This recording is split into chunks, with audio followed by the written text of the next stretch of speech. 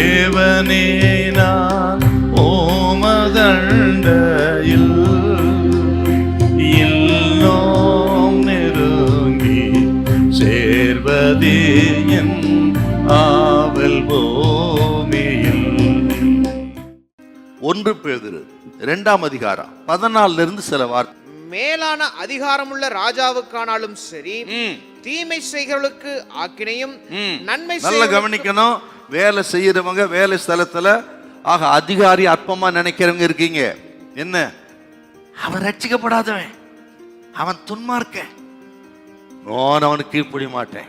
யார் அதிகாரியை பார்த்து சொல்றது? என்ன சொல்றாரு பாருங்க. நன்மை செய்வர்களுக்கு புகழ்ச்சியும் உண்டாகும்படி அவனால் அனுப்பப்பட்ட அதிகாரிகளுக்கானாலும் சரி கீழ்ப்படியுங்கள். நீங்கள் நன்மை செய்கிறதுனாலே புத்தியீன மனுஷருடைய அறியாமை அடக்குவது தேவனுடைய சித்தமாய் இருக்கிறது.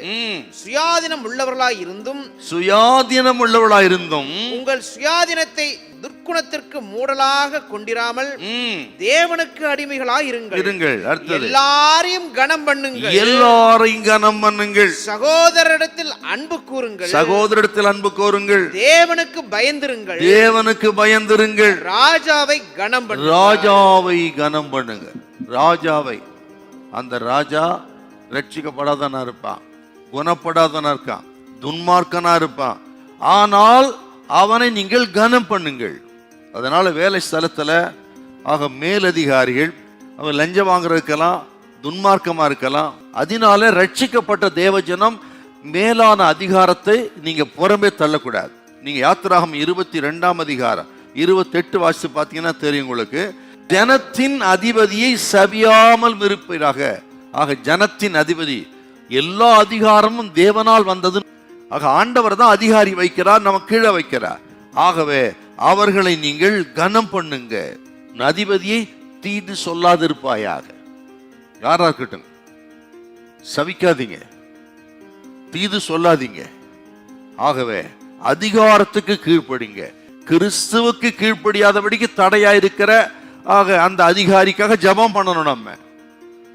ஆனால் யாரையும் சபியாதிருங்கள்.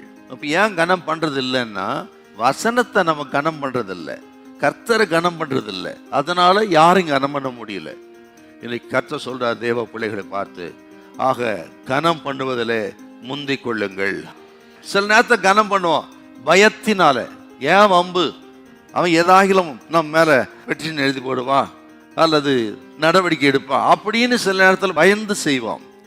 சில நேரத்தை எதையாக எதிர்பார்த்து பண்ணுவோம், எதையாக சுயநலத்தோடு எதிர்பார்த்து கனம் பண்ணுவோம். ஆனா இது ரெண்டுமே வேதம் நம்ம கற்றுத்தரல.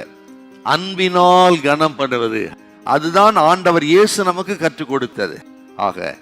அன்பு தாங்க பிரதானம்.